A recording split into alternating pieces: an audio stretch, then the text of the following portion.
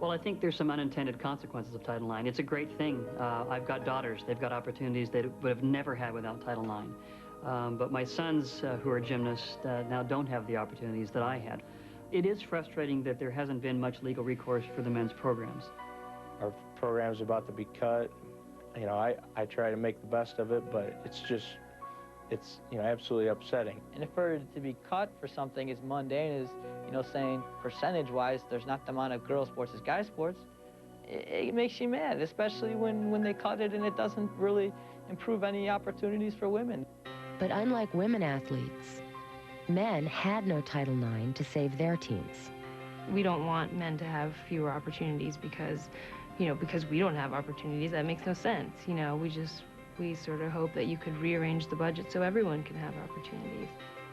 Losing men's teams because of Title IX is a tragedy, in my opinion. At the same time, if Title IX isn't followed up and these inequalities are allowed to remain, then women will never be taken seriously as athletes. So I think if we lose men's teams, that's very unfortunate, and I would never wish that on any university.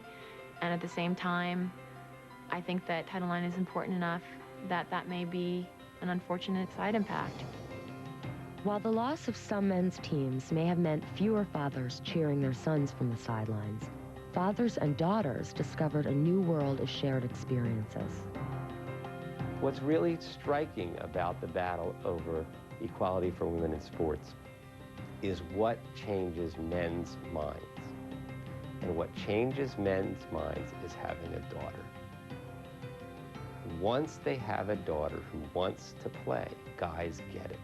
My dad was a college athlete, and he knew how important it was to him then, and I think it was that perspective that made him so supportive of my efforts. My daughter was spending 8 hours a day during her junior year practicing volleyball. When people say that women are not interested in sport, I wish they had seen my daughter. My father, he was a criminal judge for most of my life. It took him a while to learn about Title IX, and in the beginning, he mocked me with my brother. My brother would call me and leave messages on my answering machine saying, you know, we want new leotards. Just whining, complaining messages, kind of insinuating that I was groveling over something really small. My father could understand all the legal documents that were being sent to me, and through all of that, he learned about Title IX and said, wow, you know, this is pretty amazing what you're doing. Brown University heightened my awareness as a father that I needed to give the same attention to my daughter as I gave to my son. I can remember my daughter running in a cross-country meet in Detroit in the middle of the blessed wintertime. I was freezing. I was there, and she came up to me afterwards and hugged me and thanked me for being there. I used to yell at my son's soccer games. I found myself doing the same thing at my daughter's lacrosse games.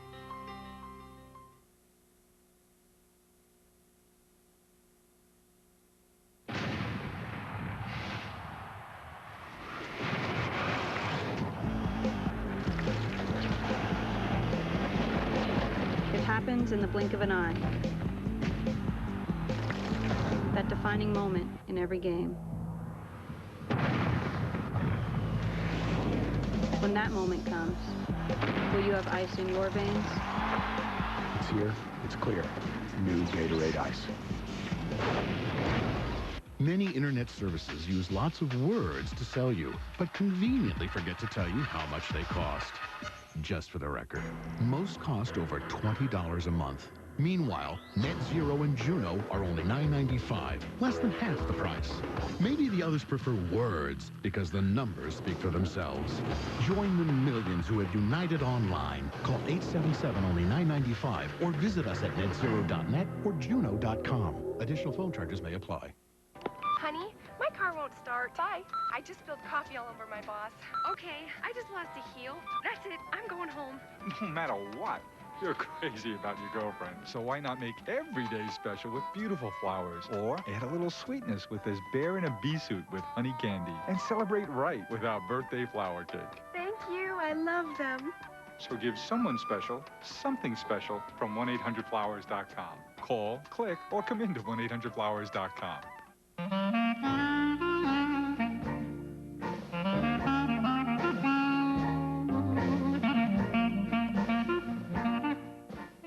no person on the basis of sex be excluded from participation in, be denied or be subjected to discrimination under any education program or activity. ESPN's Women in Sports Weekend continues tomorrow.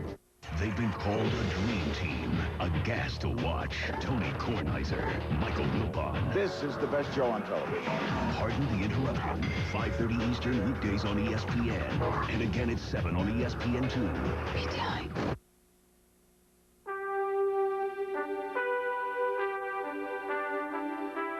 Today, Brown has one of the best athletics programs in the country. This spring, U.S. News and World Report compiled a special issue on athletics programs in the United States. And Brown is there because it has a strong report card on gender equity. I think that the athletes involved with the suit definitely made Brown a better place. I think they opened up the doors for all the women athletes at Brown, and so I'm proud of that. I think the university changed in a real gradual way, that it got a sense that you need to negotiate, you need to deal, you need to talk to people. Not only was Brown improved by this experience, but it has blazed a new route to gender equality, adding both men's and women's teams. To those who say that Title IX forces universities to cut men's teams, Brown has found a better way. Brown, I think, is a better place for athletics for men and women as a result of our case. Brown now supports fencing and water polo and skiing. They added, women's water polo as a sport, which has gone on to great success, and they have great participation, tons of walk-ons, tons of recruits. And they've done all this without cutting any men's teams. All the while, a commentary was being written about a university and the women it attracted. It was without a doubt one of the most courageous things I've seen a student do in my time at Brown, because they knew they'd be targeted and they'd be ridiculed and they'd be attacked a little, and they knew it wouldn't be easy, and it didn't go easy. So what you had here was a university that got a bite on the bottom from what you've done right, because you have empowered your women. That's what Brown University did. Any student athlete who wants to go to Brown and would have been put in the same situation as we were put in would have acted in the identical manner. I think most importantly, the benefit that I see to Brown is that it bespeaks the quality of the type of student that Brown is educating. They're taught in the classroom to analyze, to think, to support, to advocate, to stand up for what they believe in. These women also grew from the experience. It was, in some ways, a loss of innocence. I really grew up through all of this. It did affect me in a lot of ways and has changed a lot of the ways that I look at things. I was definitely changed by the case at Brown and really battling the issue of equality. I had been very fortunate not to have experienced it prior, and it was very eye-opening. My experience at Brown, while I think the Title IX made it harder, strengthened me as a person.